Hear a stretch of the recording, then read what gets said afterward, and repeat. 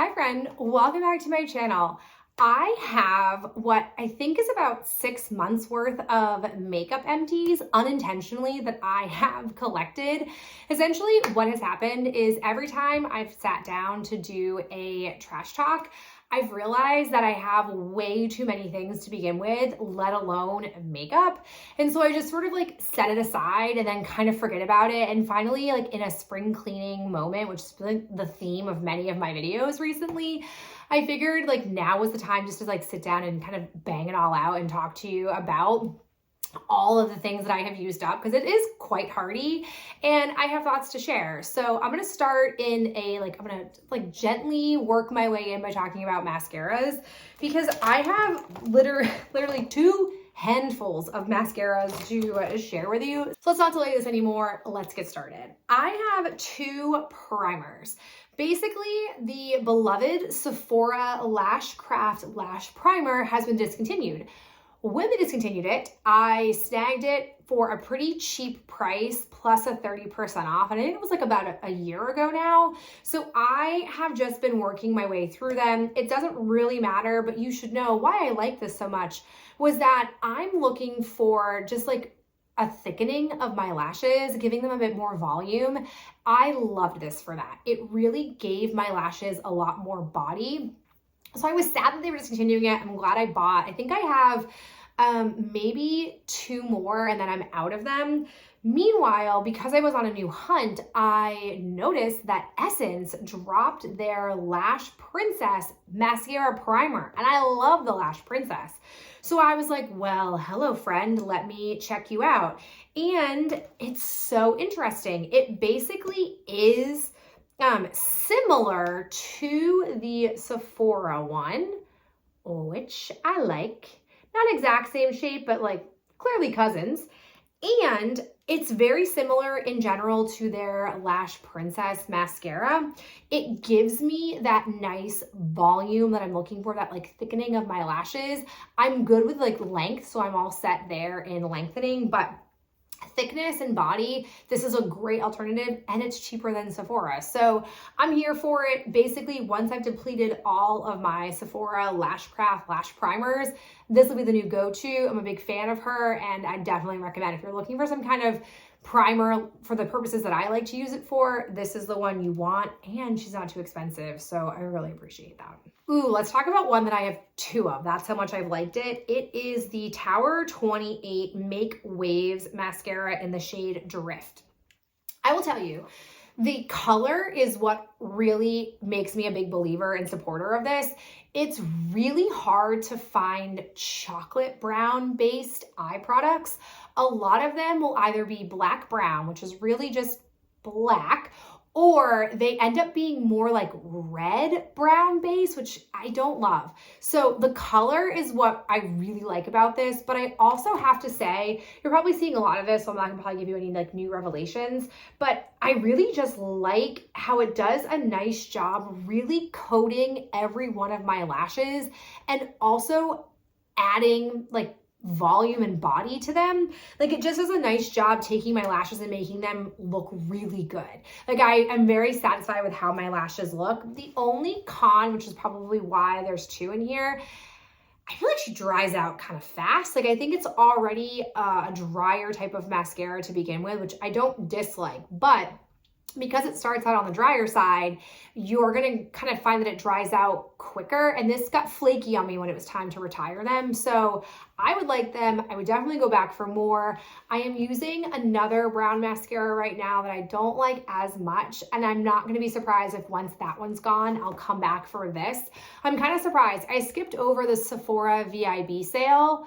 And I'm kind of thinking to myself, if only I had thought of this, I probably would have bought it. But I also have a lot of mascaras in my collection right now. So I also could see myself not getting a brown mascara and just kind of forcing myself to use all of the black mascaras that I have first. And I can I can go through mascaras, but I like to have a lot open. But anytime I wanted a brown mascara, this was the one that I was going for. And there were a lot of days I was choosing this over anything else just because I like the look of it. And it's nice sometimes to use brown with my complexion because black, although I've got accustomed to it, for a long time in makeup routine, I was using brown liner and brown mascara because I thought that black was too stark. And then I kind of just was like, hell with it. I don't care. I like the look of it.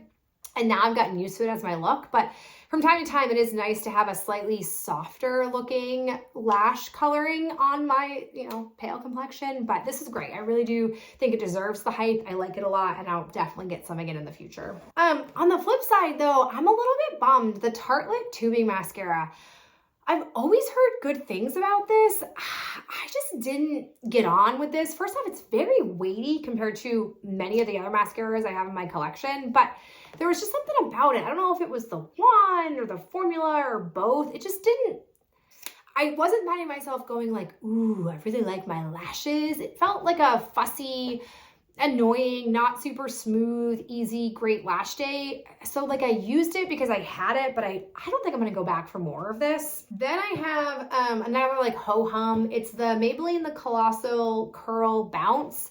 This one is fine. Again, it's kind of ho-hum. I'm a sucker for trying new drugstore mascaras, and Maybelline can have some really good ones, but this one just, again, like I thought it was fine, but I wasn't super in love with how my lashes looked every time I wore it. Ooh, then I'm actually really pleasantly surprised. I have the e.l.f. Lash and Roll, and this is the only e.l.f. mascara that I've actually thought, oh, I kind of like this. I think it's pretty decent. I didn't really get on with this is a dupe of the Benefit Roller Lash. I didn't really like that was particularly great, but what I liked about this was you really could get in there and truly coat every lash. Like that like roll prospect really did work. And I liked how, again, it looked like I had decent, like noticeable lashes. I don't know, this was good. I definitely would not have sought this out, but it came in like some discounted post-Christmas Target drugstore set. And I'm glad I tried it out. I definitely would go back for more of this. This was a pleasant discovery. And again, the only e.l.f., and I think I've tried almost all of the ones that e.l.f. has dropped. The only one that I've actually liked, I kind of wrote e.l.f. mascaras off because I've never come across one that I thought was worth any of its attention that it's received. But that one I get credit to. Ooh, a lot of highs and lows, or like a lot of good and then like mid mascaras. This is the Maybelline Firework. This also came in that Target like Christmas bundle. I already knew I didn't love this. I had this as a full size when it first launched because I really do like trying the latest and greatest drugstore drops for mascara. But like, as you can see here with the pink peeking through on the wand, it didn't really get truly coated, and it just didn't do anything for my lashes. It was also pretty wet, which is not uncommon. Maybelline mascaras tend to start out pretty wet and then they gotta like dry out a little bit and then they start to get better. But this, for being called Firework, I was expecting really impactful looking lashes. I didn't get that. The lashes didn't really pop, so I'm not gonna go back for more. Ooh, I've got another one from Essence. I also really love trying the Essence Mascara Rolodex is very deep. They've got a lot in their mascara collection. This is the Instant Lash Like a Boss Volume and Length. I feel like I picked this up because I've heard good things about this. It's not bad, but it's not as good as the e.l.f. one, which I think is very similar in nature and does not get rid of the #1 seed from Essence, which is the Lash Princess. So I'm happy I tried it, not upset with it, but it didn't really sell me on wanting to get more of it.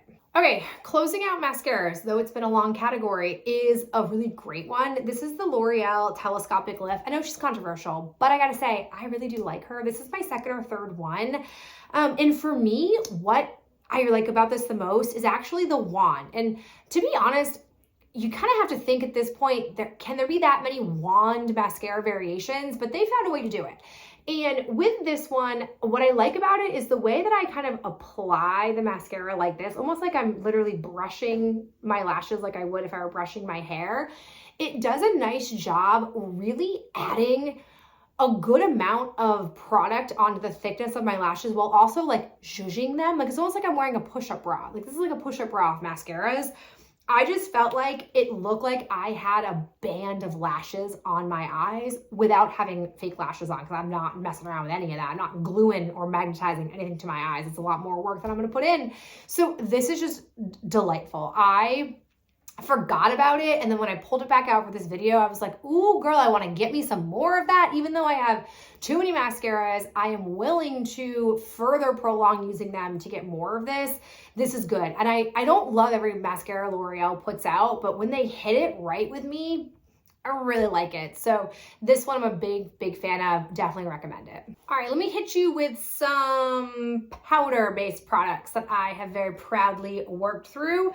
So I've got two setting powders, which we don't talk much about setting powder because quite honestly, I've never really subscribed to setting powder because I haven't found one that I think really made a difference until this one, which you're even no more surprised than I was. It is the Jaclyn Hill Cosmetics, or the Jaclyn Cosmetics one. This was the collaboration that she did with her mother, Robin. This is the Powder Move Loose Setting Powder in Sheer Fair.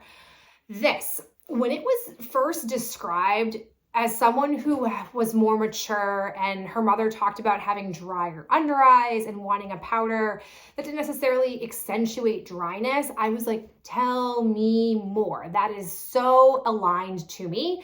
But when it dropped, I didn't buy it because one, I've always felt, no matter how much I've loved varying products from this collection, I thought the price point was always too high.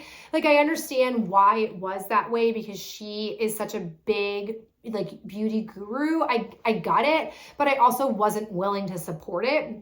But when everything was being like sneakily discounted but not well advertised, I purchased this. And I gotta tell you, it's the only setting powder that I really have felt met my needs, where it would set my under eyes and it didn't prevent my under eyes, which I have fine lines under anyways. Like, it wasn't a perfect, there was no sinkage ever, but it really did make my under eyes not feel dried out, but prolong the effectiveness of my under eye concealer. That's what I'm looking for, the concealer. Like, it did a really nice job setting it and just like giving it more longevity. I really like this, to the point where I forced Ben to pull the sifter off so I could get every last drop of this out. I would love to look at the ingredients of this and see if I could find another powder that has some commonalities. And if you know of any, please let a girl know, because I really did like this. And I have to say, basically this, the lip oil and the complexion like product for the face, I really liked all three of them. Setting her aside, which is a big thing to do, setting her aside because I think morally she's got a lot of issues. I really liked a lot of the products from the brand, and I probably would have been a bigger supporter or proponent if the price point had been less, even though she's not the like greatest perfect person. Oh man, I gotta be honest, I really did like it. So with that said, where have I gone since then? Because this is very much gone. I have always somehow amassed like little samples of setting powders. And so I basically just said to myself, like, okay, in the interim, just use these, get these used up, and then you can kind of figure out your more long-term solution. So I did that with the Hourglass. This is the translucent setting powder in Veil. I feel like this stuff is pretty good. It's a very finely milled powder. I don't think it's as effective, but it's not bad. It's just so expensive, and I'm like a real cheap person. So I'm not convinced I want to buy this, but I am happy that I've used it up. And like I said, I've got a few other small guys like this. So we're probably like realistically a year out from having to buy a powder. And in the meantime, I'm just like getting by. But if you have any recommendations based on my needs, I'm here to hear it. All right, different powder product, but still powder based. It's an eyeshadow. This is the Maybelline New York Single Shadow in Linen. Yeah, these for a time I was getting for either free or like 30 cents because CVS was always giving me like a $3 off a Maybelline product, and these were like $3.33 or $3.50 or something like that. So I just cash in for these. These have been great because if you don't know, in my eyeshadow routine, When I go to do my eyes, I do my MAC Painterly Paint Pot on my lid just to kind of create like a base and some neutrality, because I have like translucent lids. Isn't that so fun? Because I'm so pale. So there's like some veining that you can see through. So I'm covering that, but also I'm adding like a little bit of stick. And then between my lid, like this area here, I always lay some kind of bone or cream shade down. Linen is like the perfect tone for me. And oftentimes in a palette, they either don't have a light enough shade for that, or I deplete it pretty fast. So I typically pull this in. So right now for my Project Pan Those palettes, which I think is going pretty well. I'll link the video playlist up here for you if you want to check it out. But I have been using this alongside both of those palettes because there is no true bone or like light cream color in either one of those. And this has been great. So I've used this up. I do have just one more that I'm currently using. And then I don't think I have any more of these because I don't really get those coupons very often, and I also don't always use them because I don't need droves and droves of these. But as I've been working through like my single make my own build your own palette project that I did last year, I depleted a lot of my light colored single shadows. So this is just another one of those, and it's nice. It does a good job for that particular purpose. So I'm happy with it, and I'll probably buy another one if I deplete the last one in my collection. Ooh, two more powder products that are samples that are just things I think I should talk about. They're both from Benefit. I have to say these Benefit powder samples last a really long time, and they have actually resulted in me buying a number of Benefit products in the last like year and a half. So the first one that I have is the Benefit Hoola Bronzer. I use this for a while. I don't think I have as much of an aversion to it as I did before. I don't think I want to buy it because I'm less into powder bronzer than maybe me 5 years ago, but it was nice to like circle back to it, and I didn't find it as orangey or too warm as I feel like I previously did. And then I also got this Krista blush sample, strawberry pink blush. Yes, I bought a full size of this. I liked it so much. I actually have to say, I tried a number of these samples, and I actually bought a bunch of blushes, because not a bunch, but like I think I bought 3. And I really love that they had so many of them in the like deluxe or half size. I know the price point is not the greatest, but I am not out here finishing off powder blushes left and right. Interestingly, I probably have finished off the most powder blushes from Benefit. Those like box blushes and I have a long history, but I really liked a lot of the shades. And in a perfect world, I would have loved to like a build your own blush palette, picking from like all the different colors that they offer. I would have definitely done that, but I got this one and I like it. I'm very happy with it. The shades that I've purchased, I probably wouldn't have ordinarily bought for myself, but after trying the samples, I was like, ooh, you actually like are like a good tone for me. I really like you. So this is another one of those, big fan of that. And so I recommend if you can get those as samples, they are a good way to like truly, over the course of a full week, I was able to use those samples and get a good feel for if I liked the product. I have one liner. This is an oldie. It's the Kat Von D Tattoo Liner, the waterproof liquid eyeliner in Trooper Black. This came in a Trend Mood box, and this was a beloved OG of the like early YouTube days. I definitely liked it. I feel like I use it up pretty fast though. I'm not super picky about felt liners, and I feel like the drugstore has enough to offer that you don't need to really shell out big bucks for this, so I'm definitely not going to buy it, but I'm happy that I used it, and it was nice just to kind of see that this product, while having a cult following for a while, it's still a pretty good product, so I'm happy that I had it, just I'm not going to go buy it. I have 2 lip products that I have finished off. The first is from Kaja. It is their Gloss Shot in the shade 4 Pink Drink. Ooh, yes. This just checks off so many boxes for me. I like the color of it. I like the texture of it. I like that it made my lips look like I love the feel of that like slippery, ooh, that like wet looking lip. Oh, I love that. So this just did that for me. This was brought it to school and used it up. Granted, it wasn't a full size, but their deluxe sizes were, I think when I like looked at it more deeply, were 3/4 of what a full size was. So a lot of gloss in here. This was lovely. I actually bought a full size when they were deeply discounted at Sephora. This color was already sold out or I would have rebought it, but I also like that one. I don't know, does this brand, do they still exist? I feel like they were hot for a while and they kind of just nosedive right off the makeup cliff, but this was good. I'm happy that I used it. Then I have a lip balm in a squeezy tube, which I feel like is a pretty big accomplishment because I feel like squeezy tubes take forever to use. But this is the one from e.l.f. It's the Squeeze Me Lip Balm in the scent/flavor Honeydew. Okay, so I'm happy I used it. This was in my car. It was good to have it in my car because it wasn't necessarily my favorite. Here's what I think. I think this was not the most sophisticated formula. Like there was one time, I think I can best capture my feelings through the story about Ben. There was one time we were in the car and Ben was like, my lips are so dry. He was being a diva about it. He was like, they're so dry. I need something for my lips. And I was like, well, all I got is this lip balm. And he was like, okay. So he put it on and he was like, absolutely not. It was like, it's like thick and not super absorbent. So it feels like it's like slipping around your lips and the scent/flavor isn't the most delightful. It's not terrible, but it's like, it's clear. I'm not a big honeydew person, so it probably doesn't help things.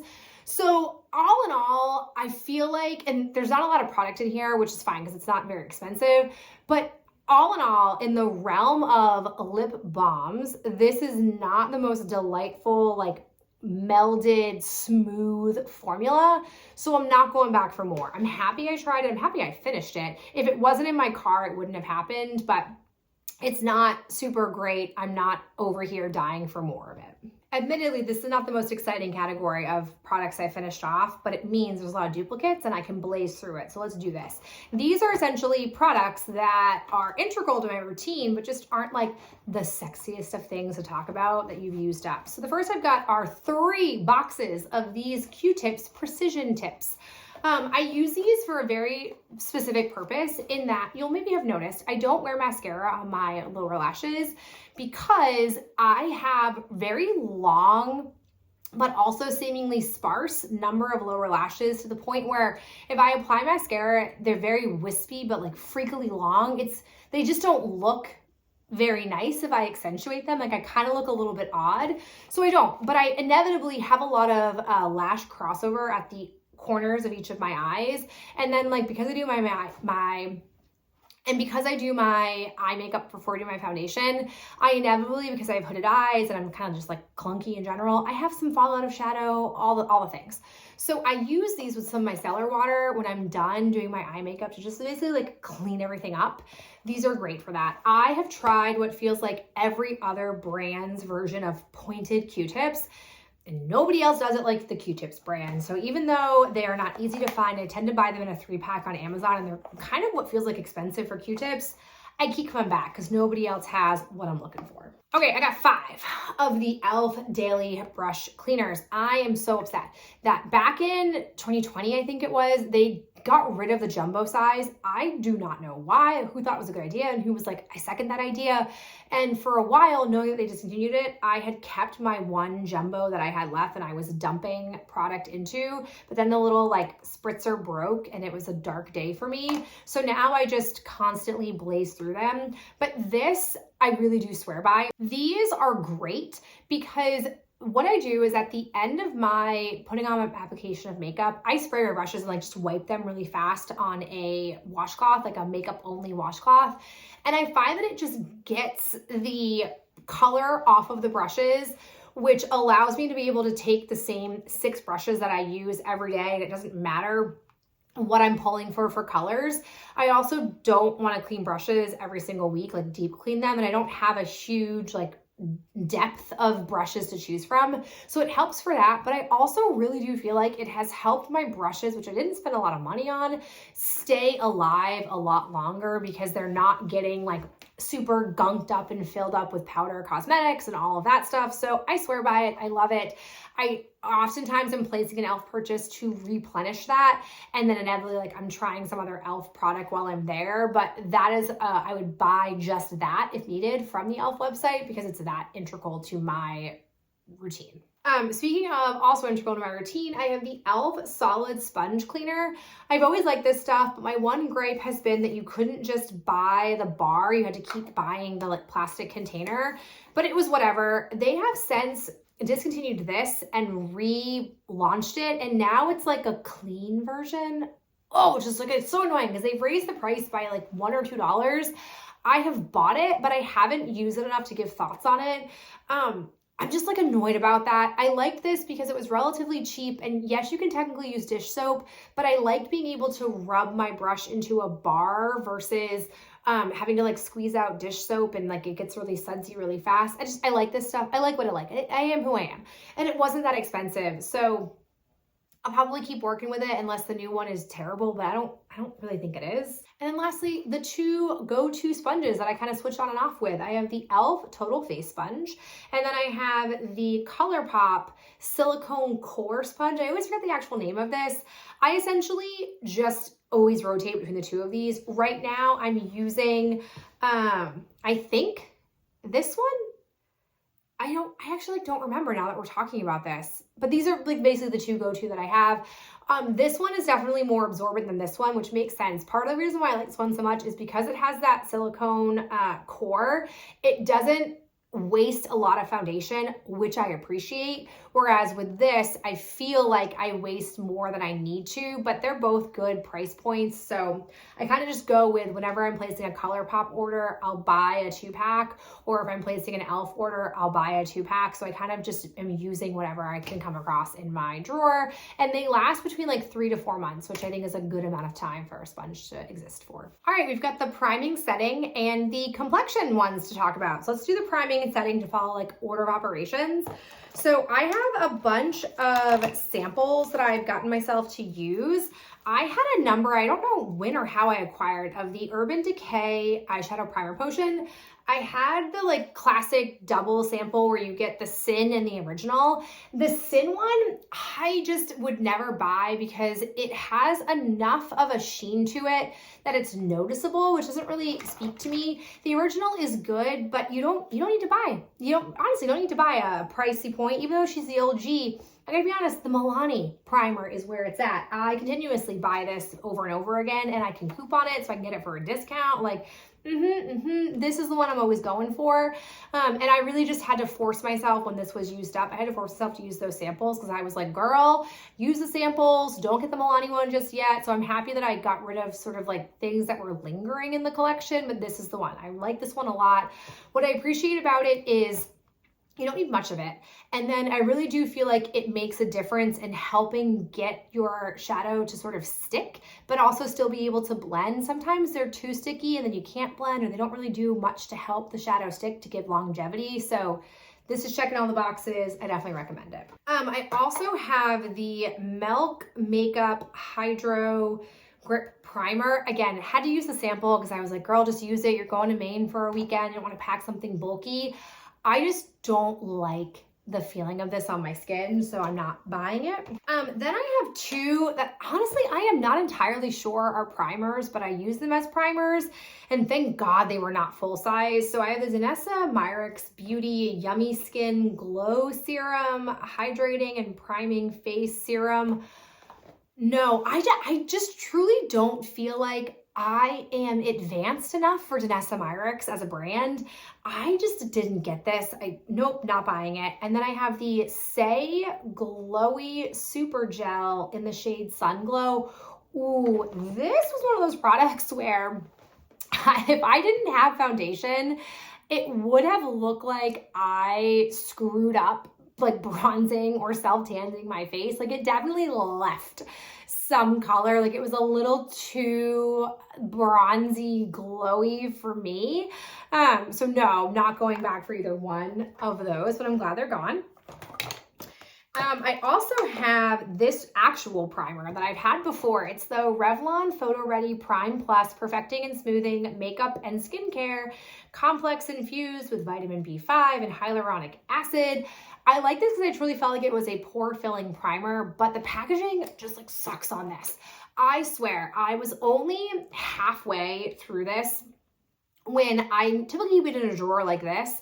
I had to keep it on the top of my like makeup vanity where I get ready so that I could pump product out. But even then it would kind of be clunky. Like it didn't really effectively suck product up. I just was constantly fussing with it. So for that reason alone, even though I like the product inside, I probably won't buy it again, which is a bummer. But I don't like fussing with packaging. I feel like a product should be able to effectively extract all of the product inside. Like that should be a thing that you work out as a brand. And if you don't do that and you don't make it relatively straightforward to get the product out, I'm out on the product. So even though it's my second time buying it, for some reason this packaging was worse. I don't remember it being like this the first time, so I'm probably not gonna get it again. I also have an old school, I don't know if it's old school, but I have an older setting spray from my collection. It's the Ofra Makeup Fixer. It's a light, refreshing mist that keeps makeup in place all day long. I don't remember. I don't even know if do they still exist? I'm not sure. What pulled me to them was it was a relatively decent price point and it didn't have denatured alcohol, which for a while I was trying to avoid. I think I'm still avoiding it, but I don't know if I necessarily am looking to avoid it. But either way, that's what drew me to this. However, packaging sucks on this. This leaks. It always, like you can see that like red color, which I'm pretty sure is what the actual spray had like a pinky tint to it. Although it wasn't pink on your face, it always leaked. So I had to decant this. I was decanting it into other setting sprays that I finished off. So it took me a while. I had 2 of these. It took me a while. I like the actual product, but again, packaging sucks. And since just like having this, I've had these for, it feels like a number of years at this point. There's so much depth in the setting spray world at different price points. I don't have to come back to this. This isn't my only option anymore, where it felt like this was my only option for what I wanted at the time. So I'm really glad it's done, but not going back for more. Oh, then we have Old Faithful. This is a thing that I don't think anyone else uses in the world really, or at least talks about, but I do. I'm a big fan. It's the No. 7 Instant Illusions Wrinkle Filler. I would say I probably go through one of these every like year, maybe year and a half. Here's what it claims to do. It says, for best results, apply directly into the line or wrinkle, tap gently to fill the line and smooth away any excess product. Reapply throughout the day as required. I do not reapply this, but how I use this is to help fill in my under eye fine lines that I have. I do think it helps. There are a couple of times I've like forgotten to apply this just because I wasn't paying attention. And I feel like the sinkage into those fine lines, which is like inevitably going to happen, happened so much quicker when I don't apply this. There are times where this can be hard to find because they do a weird thing where they constantly like repackage this and they make like a weird small variation. Like this one has a star. Wow, it was a big deal. It was a big deal to put that on there. I like don't understand. Like, are you bored as a brand? Is that why you do that? I don't get it. But either way, I was able to procure another one of these. Sometimes I get them at Walgreens. Sometimes I get them at Ulta. This is a brand that you can easily access, but this product is not always easily accessible. So I like it. It's a staple for me. It definitely makes a difference. And you may not have that problem, but the way I use it, I like the outcome. Oh, and then I have, again, similar to the wrinkle filler, this is one that I probably go through like maybe every year and a half. It's my MAC Painterly Pro Long Paint Pot. So also interesting, I repurchased this once I very nicely finished this off, and the cap is like slightly less domed now. Again, why? Like, does that save you money? Is there a reason that was it an intentional choice so that like they didn't make this type of cap anymore? It's moments like that where I just want to be a fly on the wall for those types of decision-making moments. But either way, it's slightly different. I keep rebuying this. It is expensive, truthfully, but because I use it every time I apply my eyeshadow, and it in that context is only really used every year and a half, it's a great price point per usage. And also, even though people sometimes tell me in the comments that I'm incorrect, I can't find a like cream matte color like this at the drugstore. I always check, like for a while, the Maybelline, what were they called? The Maybelline pots? Oh God, what are those called? I had a bunch of them. I used a bunch of them up entirely. I don't remember, but like I always check. They still have them at the drugstores near me, and they always have metallic. They're always like a shimmer or like a sheen, not any matte, and none that are this color. This is the only one that I can find that is a good skin tone match for me, that it's matte. So I use it to, again, essentially like cover the like veins that you can see through my basically translucent eyelids. So sexy, so nice being so pale.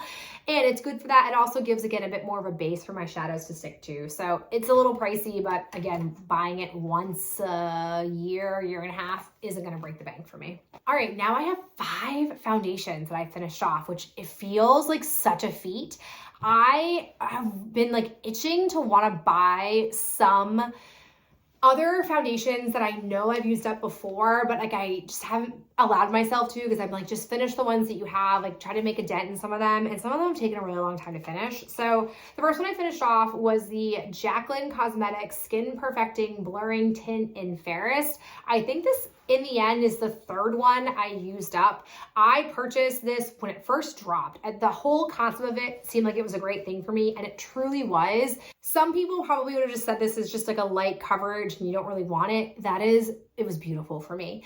I really loved how it essentially just evened out my skin, but you could still see like my freckles through, and you could like still cover up blemishes, but like the rest of my face just like it didn't look like I had a ton of makeup on my face. I really liked that. So was it overpriced? Yes. Did I only buy it at full price one time? Yes. Other 2 times I bought it was heavily discounted, but I wish I had more of it.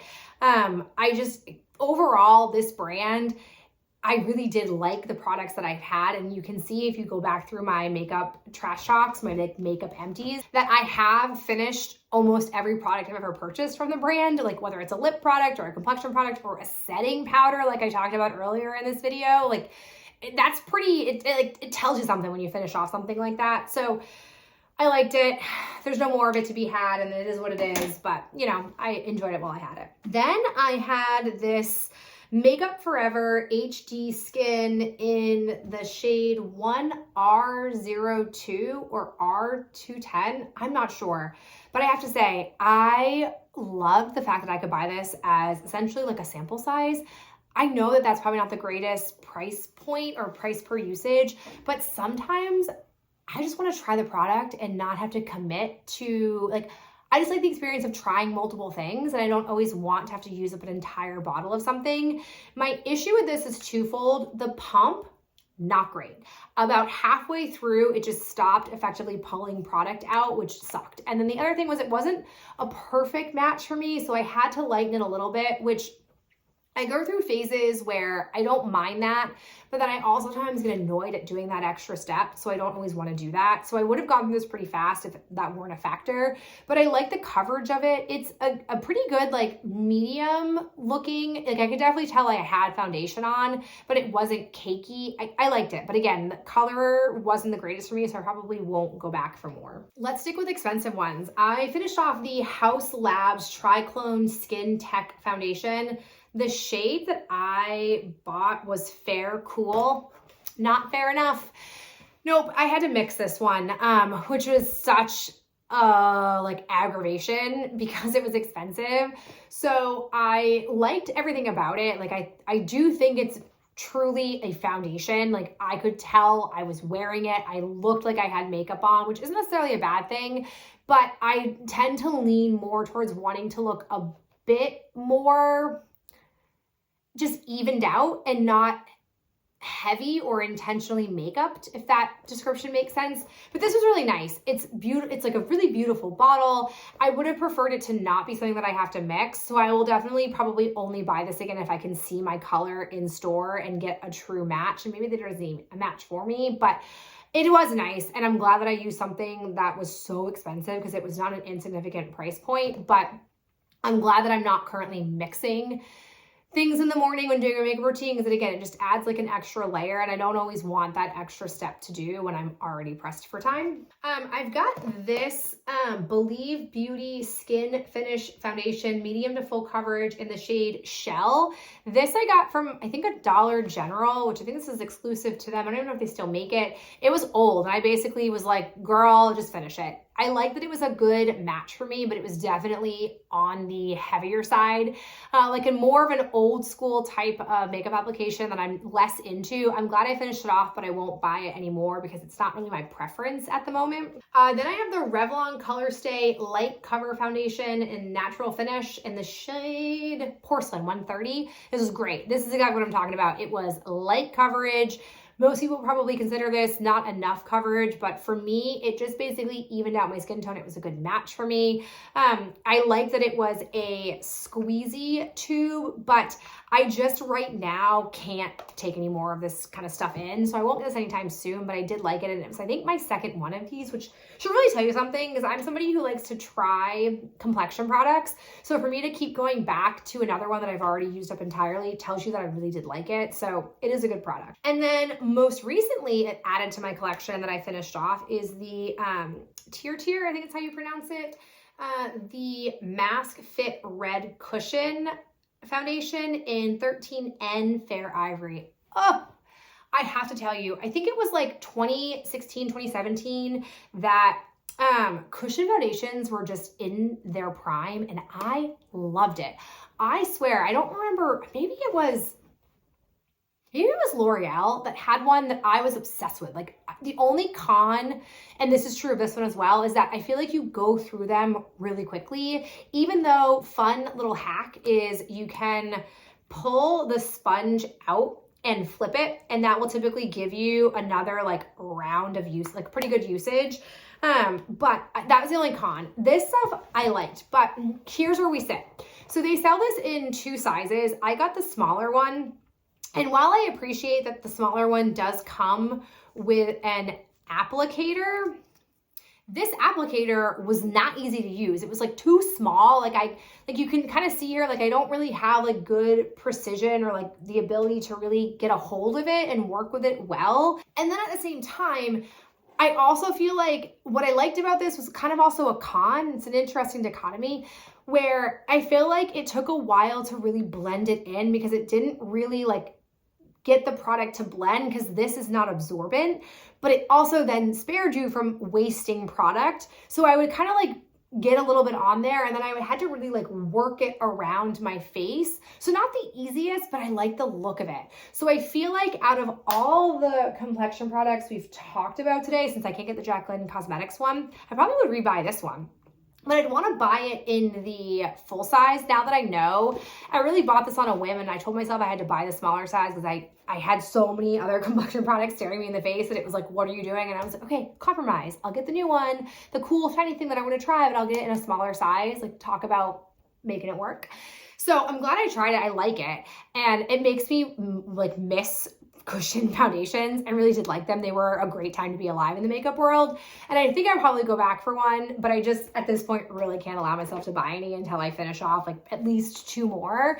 Because I have probably 8, and like one person does not need 8 different complexion products at any given time. Closing this all out, bless your soul for still being here, I have 2 concealers, like just 2 go-tos. So the first one is what I am using to cover up blemishes and redness. I have bought this probably close to a dozen times. It's the Revlon Photo Ready Concealer in the shade 001 Fair. I like dropped it and the component fell apart, but this stuff is great. It's a great color match. It does such a nice job sticking to my face and giving me extra coverage and not depleting or like wearing away, like fading away when I do like a sponge application with a foundation, which is not easy for it to like hold through that. So this is great. Keep buying it. Love it, love it, love it. Droves and droves of it. It's like just an easy rebuy for me. I always have this. And then typically in like the spring, summer months, I like to use this concealer. It's the Maybelline Instant Age Rewind Eraser in the shade, what shade are you? Which is just like the lightest, 110 Fair. This is great. I like this because it's not brightening per se. Like, it really just does a nice job kind of covering up the darkness that can sometimes appear under my eyes, and it just like looks a bit more natural. Like, my skin gets dull looking during the fall and winter, so I like a little bit of a lighter brightening type of concealer at that point, because my skin just kind of like seems dull. When we get into those more muggier months and I see a bit more of the sun and I have like a little bit less translucency, this is a nice job just evening out my under eyes a little bit more and brightening them just like a hair, but not being really bright, because my skin doesn't really need that zhuzhing at that point. So this stuff is great. And I also really appreciate that I use every last drop of concealer with no effort, because the way the packaging, the mechanism is built. So that's also a very satisfying feature of this product. So big fan. I keep rebuying that one as well. In a marathon amount of time, we have talked about 6 months worth of beauty empties. I hope you so enjoyed hearing the thoughts on these things. And I just really appreciate that I've been able to finish off all of those makeup products. It's not easy to do, but alas, I did it. And hopefully I can come back in a more recent turnaround time to show you some other products that I have managed to finish off. But as always, thank you so much for being here and spending some of your day with me, some of your valuable time. And I'll catch you in my next video real soon.